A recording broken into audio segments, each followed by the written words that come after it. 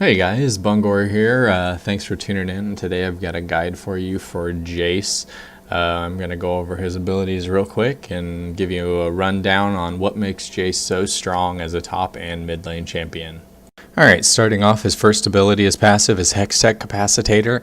Anytime Jayce switches between his hammer and his gun, he gets a movement speed buff for 1.25 seconds. Really good for getting in and initiating and getting out of tough situations.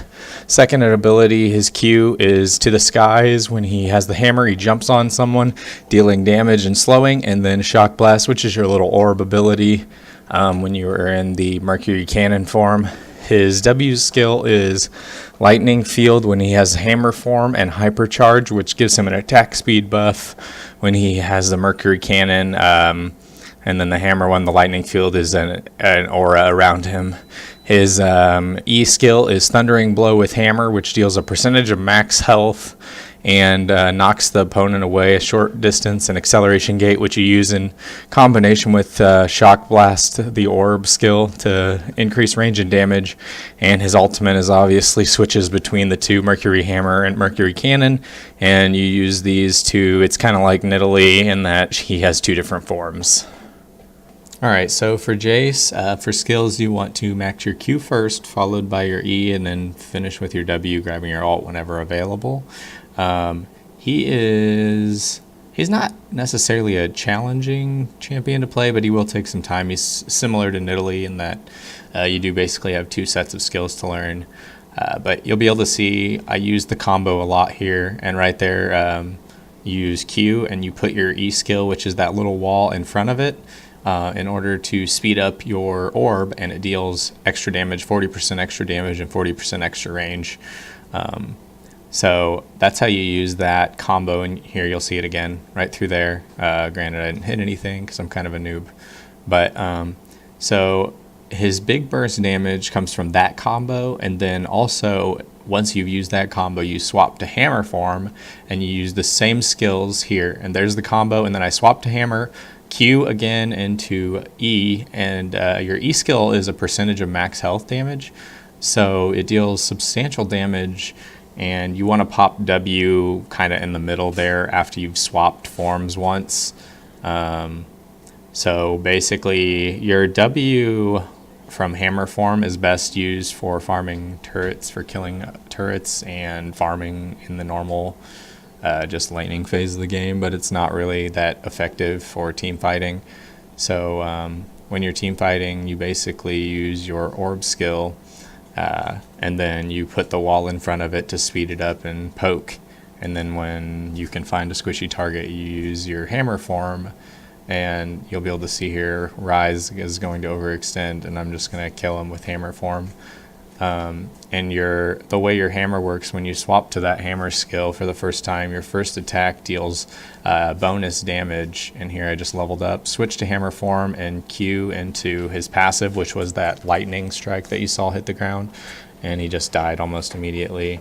So you'll be able to see, I mean, right there I use my skills. I don't have a lot of mana, but I do switch anyway, and then I'm going to knock him away and just follow him in there. And that W is that little aura you see around me. It deals damage over time, but it's a pretty tiny amount. If you have the mana to use it, great. If not, that's the skill you probably want to skip if you don't have the mana.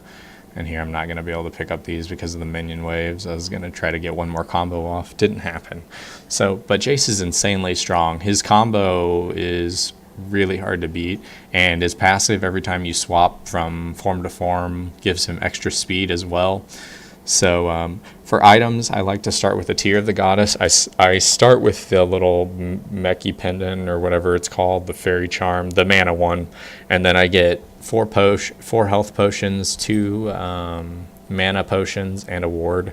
Normally you top lane. In this game I actually did mid.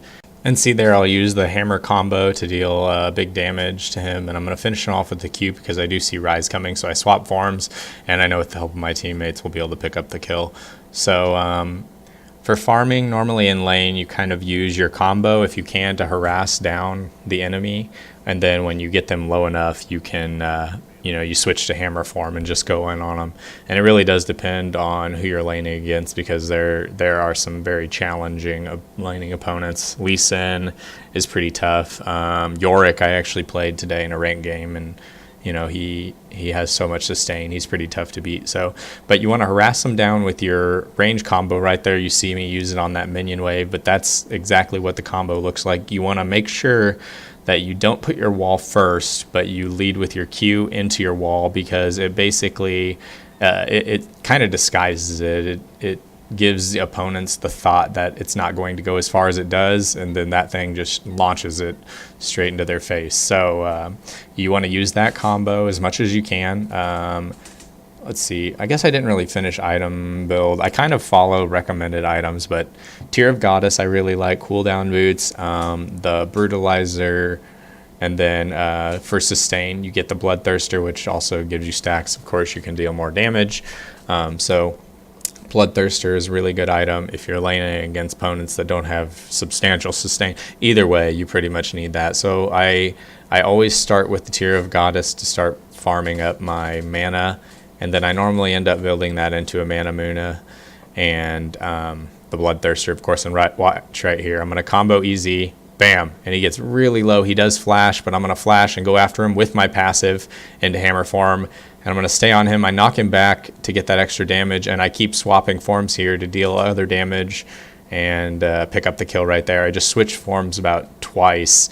I started in hammer form, killed easy, then I used my WE and knocked Renekton away, switch forms again, hit him with another orb to deal extra damage, and then I swapped hammer forms and finished him off with the hammer, his Q ability, and his passive. So that's pretty much how you play Jayce. It's really all about positioning. Mostly in team fights, you want to get on their squishies. You want to try to harass people down as much as you can before the team fights. If you can hit their squishy targets, you can just nuke them in a matter of seconds. And also your hammer is pretty good for farming. I believe it even gives you mana if you kill enemies with your hammer form minions. So yeah, that's pretty much how it goes. Let me know if you guys have any questions. I have about 5 more videos I'm working on right now for characters. So let me know who you want to see. I have a Zed one. I have, trying to remember. I have a few more. I have Master Yi and a couple more coming up here. So let me know if you have any questions. Let me know what you think of the video or suggestions or anything like that, guys. Thanks for watching. I really appreciate it. Peace.